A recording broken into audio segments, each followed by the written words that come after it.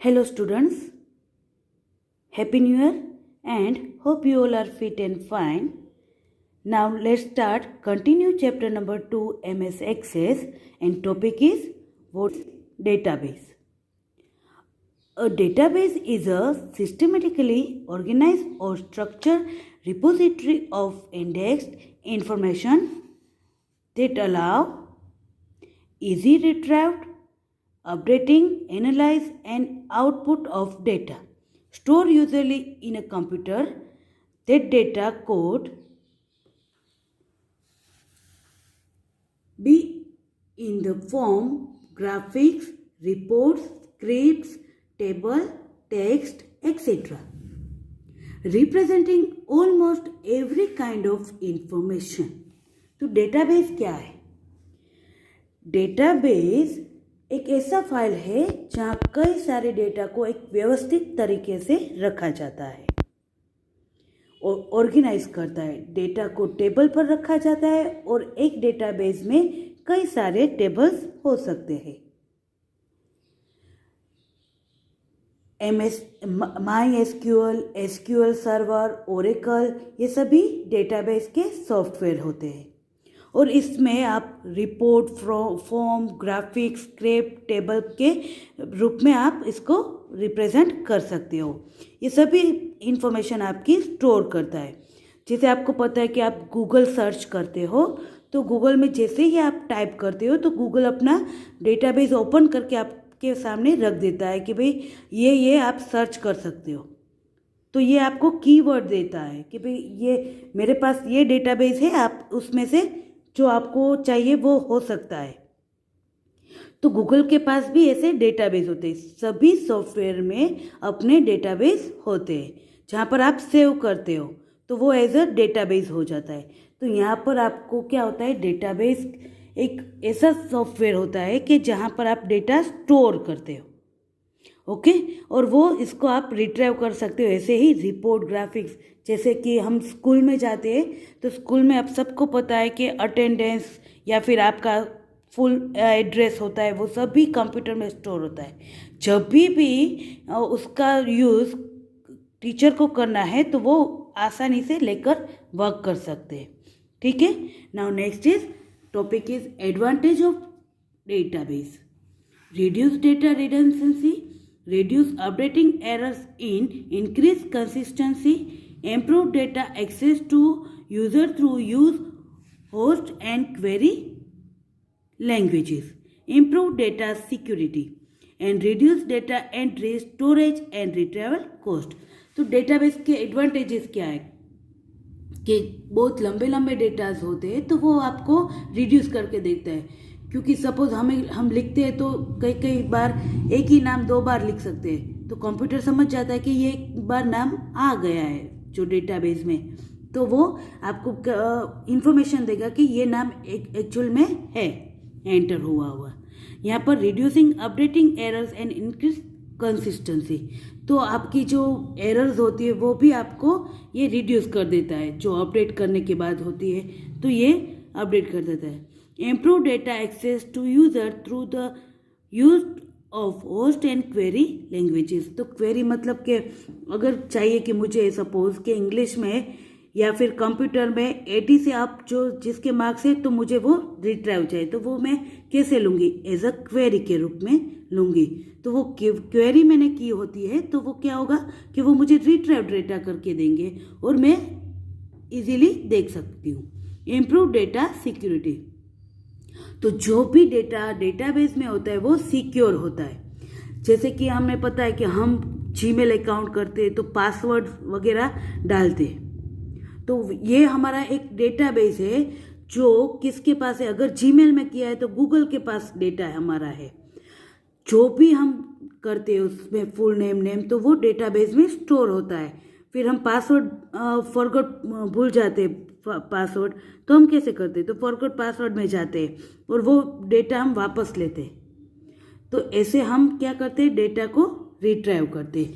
Reduce data entry, storage and retrieval cost, तो बहुत कम ही cost में हम डेटा को स्टोर कर सकते हैं, उसकी एंट्री कर सकते हैं और वापस भी लेते हैं. Now next topic is relational database management system. Database होता क्या है?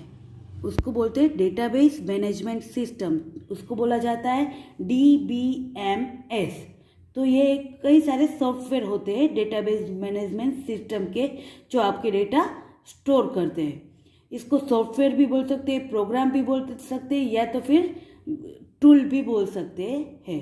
तो मैंने अभी बताया आपको कि MySQL, SQL सर्वर, ओरेकल, ये सभी डेटाबेस मैनेजमेंट सिस्टम के सॉफ्टवेयर होते हैं। तो आपको मैंने अभी बोला SQL, तो उसका फुल फॉर्म क्या है? Structure query language. इस लैंग्वेज के माध्यम से कुछ कोड लिखे जाते हैं और डेटाबेस में इंसर्ट, अपडेट, डिलीट जैसे ऑपरेशन परफॉर्म किए जाते हैं। तो relational database management system RDBMS, ये फुल फॉर्म आपको याद रखना है। Okay, a relational database is a database that has a collection of tables of data items। तो टेबल का एक पूरा कलेक्शन होता है जिसमें सभी डेटा आइटम्स होते हैं, all of which is formally described and organized according to the relational model। तो ये जो डेटाबेस होता है वो डिस्क्राइब ऐसे होता है कि टेबल के रूप में ऑर्गेनाइज होता है, और वो रिलेशनल मॉडल, जैसे कि फॉर एग्जांपल आप स्कूल में हैं और आपका डेटाबेस स्कूल के अंदर है। अभी स्कूल की रजिस्टर होता है, स्कूल का लिविंग सर्टिफिकेट में चाहिए, स्कूल के फीस में चाहिए आपका डेटा, स्कूल के रिजल्ट में चाहिए आपका data.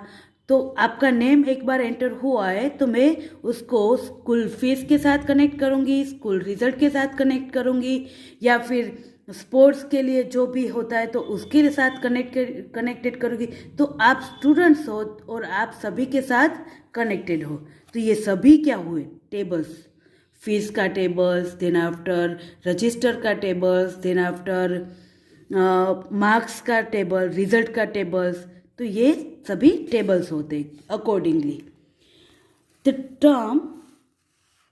Term is in contrast to only one table as a database, and in contrast to other model which also have many tables in one database। तो एक डेटाबेस होता है, उसके अंदर बहुत सारे टेबल्स होते हैं। जैसे मैंने अभी बोला कि हम स्कूल नाम का डेटाबेस करते हैं और फिर उसमें हम बहुत सारे टेबल्स, फीस का टेबल, रिजल्ट का टेबल, देन आफ्टर रजिस्टर का टेबल, स्पोर्ट्स के लिए अगर चाहिए तो स्पोर्ट्स का टेबल। तो हम कितने ऐसे टेबल्स बनाएंगे, तो वो टेबल्स में स्टूडेंट तो वही होंगे जो सभी में आते होंगे। Okay, the database management system DBMS, again ये आपको याद रखना है। यहाँ पर आपको ऐसे लाइनिंग कर लेनी है ताकि आपको पता चले कि ये फुल फॉर्म है।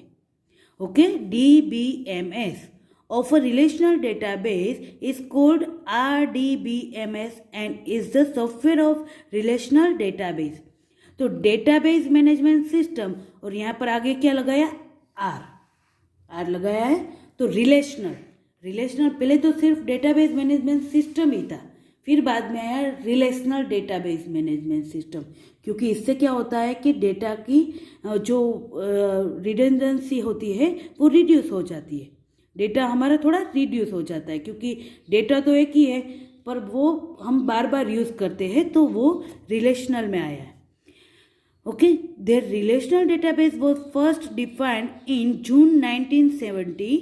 यहाँ पर आपको दिखाई दे रहा है जून 1970 बाय एजर Codd of IBM San Jose research laboratory. कहाँ पर था, ये किसने किया है? एजर कोड ने। और किस लाइब्रेरी में? IBM San Jose research library.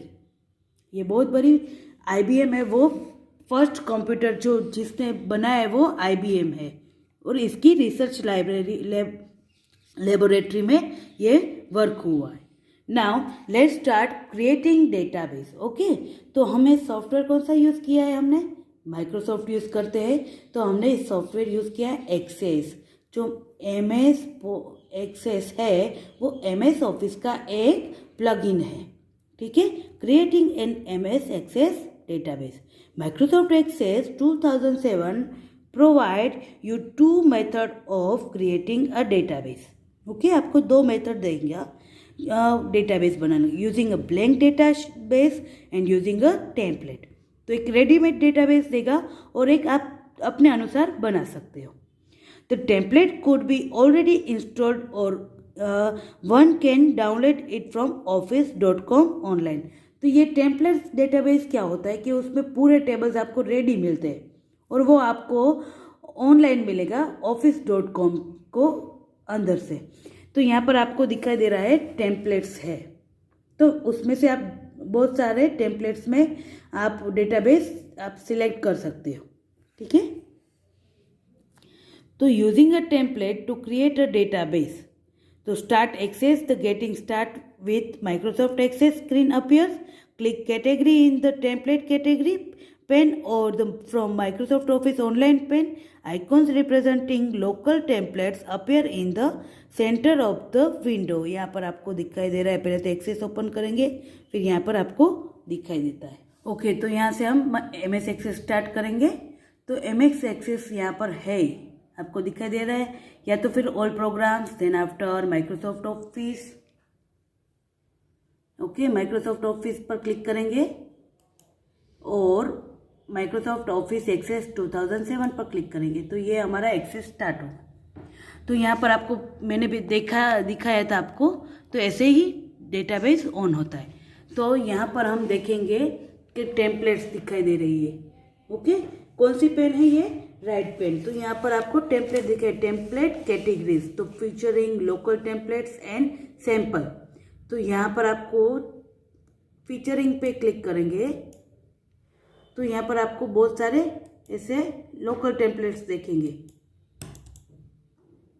Local templates मतलब जो रिसेंटली डेटाबेस बनाया है वही यहाँ पर आपको दिखाई दे रहे हैं। Asset, contacts, events, faculties, then after issues, marketing project. तो ये यहाँ पर आपको दिखाई देते हैं लोकल टेम्पलेट, यहाँ पर दिखाई दे रहा है सबको। और फिर फीचरिंग में करेंगे तो यहाँ पर आपको ऑनलाइन जाना पड़ेगा फीचरिंग में, और सैंपल में क्लिक करोगे तो ये एक है। तो लोकल टेम्पलेट्स यहाँ पर है। तो सपोज मुझे लोकल टेम्पलेट चाहिए तो मैंने एसेट वाला ले ली, और एसेट को मैं स्टोर कहाँ पर करूँगी? तो यहाँ पर आपको फोल्डर दिखाई दे रहा है, क्योंकि मैं फोल्डर को ऐसे ही नहीं स्टोर करती हूँ। मैं क्या करूँगी कि इसको अपने फोल्डर में स्टोर करूँगी। ओके, तो ऐसे फोल्डर में स्टोर करने के बाद यहाँ पर आपको बहुत सारी टेम्पलेट्स, अगर आपका इंटरनेट कनेक्शन नहीं है तो आपको ये फीचर्स दिखाई नहीं देंगे, मतलब दिखाई तो देंगे बट डाउनलोड नहीं होंगे। तो ये ऑनलाइन टेम्पलेट्स है, आप रेडीमेड इसमें से डेटाबेस लेकर अपना टेबल, उसके अंदर टेबल भी आते, तो एजुकेशन है, then after contacts, calendars, calculator, budgets, books, बहुत सारे इवेंट्स, तो बहुत सारे ऐसे रेडीमेड डेटाबेस होते हैं। उसके अंदर रेडीमेड टेबल भी होते हैं, सिर्फ आपको क्या करना है उसके अंदर अपडेट करके डेटा एंटर करना होता है। नेक्स्ट पॉइंट इज, नेक्स्ट क्या है? Blank database. तो ब्लैंक डेटाबेस में हमें यहाँ पर ऑफिस बटन के अंदर यहाँ पर क्लिक करूँगी और न्यू पर क्लिक कर दूँगी। तो ये हमारा हुआ ब्लैंक डेटाबेस, या तो फिर यहाँ पर भी ऊपर ब्लैंक डेटाबेस है, तो आप उससे क्लिक करके भी यहाँ पर ब्लैंक डेटाबेस आपको दिखाई दे रहा है कि आ गए। अब आपको डेटाबेस का नेम क्या रखना है? तो कोई भी नेम, सपोज मैं स्कूल नाम का अभी डेटाबेस बना रही हूँ तो मैं इसका नेम रखूँगी स्कूल। ओके, या तो फिर मैंने रख दिया पीबीके नाम का, पीबी कोटक स्कूल का मैंने एक डेटाबेस क्रिएट करना है, तो मैं ये पीबीके नेम रखूँगी। और वो भी मैं कहाँ पर स्टोर करूँगी? तो मैं फोल्डर में जाऊँगी और English medium E drive again, क्योंकि यहाँ पर इंग्लिश मीडियम ई ड्राइव है तो यहाँ पर मैं क्लिक कर दूँगी। और बाद में मैं अपने 8th नाम के फोल्डर, जो 8th नाम का फोल्डर है उसके अंदर मैं इसको स्टोर कर दूँगी। यहाँ पर 8 नाम का फोल्डर है, इसके अंदर ओपन करूँगी क्योंकि फोल्डर ओपन करना है, तो फोल्डर ओपन होगा तभी ये बटन चेंज होगा। ठीक है, ओके कर दूँगी। तो ये अभी मेरा ये डेटाबेस, यहाँ पर आपको पाथ दिखाई दे रहा है, English medium E drive and 8। अब मैं क्रिएट कर दूँगी। ये हमारा डेटाबेस क्रिएट हुआ, यहाँ पर आप सबको दिखाई दे रहा है PBK डेटाबेस। ठीक है, तो ये हमारा डेटाबेस अभी क्रिएट हुआ है। डेटाबेस क्रिएट होने के बाद यहाँ पर आपको दिखाई दे रहे हैं home tab, create, external data, database tools and data seat. तो अभी हमारा जो ये है वो है डेटा सीट व्यू। मैंने आपको व्यू बताए थे कि यहाँ पर व्यू होते हैं बहुत सारे, data sheet views and design views. तो अभी कौन सा व्यूज़ है? डेटा शीट व्यूज़ यहाँ पर आपको दिखाई दे रहा है। और डिज़ाइन व्यू में जाएंगे तो हमें टेबल्स के डेटा टाइप एंटर करने होते हैं, तो टेबल पहले सेव करना पड़ेगा। ठीक है, तो यहाँ पर ये आप सबको पता चला। अभी मैं इसको क्लोज कर दूंगी, यहाँ पर से क्लोज। तो ये क्या होगा? क्लोजिंग डेटाबेस, मतलब कि आप डेटाबेस को क्लोज करते हैं तो यहाँ से भी आप क्रॉस बटन है वहाँ से भी कर सकते हैं। और ऑफिस बटन जनरली हम करना क्या कहाँ से चाहिए? ऑफिस बटन से यहाँ पर एग्जिट एक्सेस, या तो एग्जिट एक्सेस करो या तो फिर आपको सिर्फ क्लोज करना है तो यहाँ पर क्लोज का बटन भी होता है, तो वो भी कर सकते हो। अभी हम करेंगे एग्जिट एक्सेस, तो हम एक्सेस के बाहर निकल गए। अब ओपनिंग डेटाबेस करना है, तो ओपन करने के लिए हम कहाँ जाएंगे? Start button, then after Access open करेंगे। तो एक्सेस ओपन करने के बाद जनरली मुझे रिसेंट डेटाबेस में मिल जाएगा, आपको दिखाई दे रहा है यहाँ पर। बट अगर नहीं है तो मैं कहाँ पर जाऊँगी? Office button, then after open. Open पर क्लिक करूँगी और मुझे पता है कि मैंने कौन सी ड्राइव में अपना डेटा सेव किया है। तो मैं जाऊँगी English medium E drive, then after 8, तो यहाँ से स्क्रॉल डाउन करूँगी। यहाँ पर आपको दिखाई दे रहा है स्क्रॉल डाउन। स्क्रॉल डाउन के बाद मुझे यहाँ पर दिखाई दे रहा है 8, तो मैं सिलेक्ट कर दूँगी और फिर ओपन बटन पर क्लिक करूँगी। ओपन बटन पर क्लिक करने के बाद ये मेरा डेटाबेस यहाँ पर रेडी है। मैं इसको सिलेक्ट करूँगी और ओपन पर क्लिक, तो ये क्या हुआ? Open database. ओके, तो ये हमारा डेटाबेस ओपन हो गया। ओके, तो यहाँ तक रखेंगे और नेक्स्ट लेक्चर में हम देखेंगे what is data seat. Thank you.